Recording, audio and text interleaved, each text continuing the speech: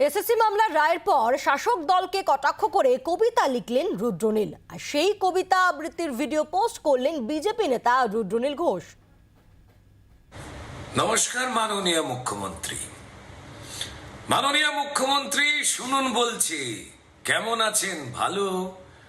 তার রুদ্দুরে না আদালতের রায়ে মুখটা কালো? মুখ্যমন্ত্রী সবার সামনে স্পষ্ট কারা গণতন্ত্রের কাতিল। কাদের লোভে আদালতে 25,000 চাকরি বাতিল। 25,000 চাকরি গেল এই আপনাদেরই লোভে। টাকা টাকা করে এবার পড়বেন মানুষের বিক্ষোভে।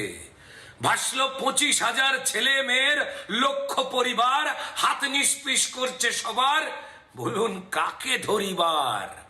অযোগ্যদের সাথে বাতিল, যোগ্য চাকরি যত আমরা মিশিয়ে দিলেন, আর এখন থতমত।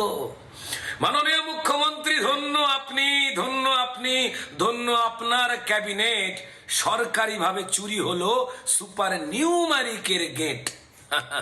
17,000 মিশিয়ে দিলেন জালি 5,000-এর সাথে।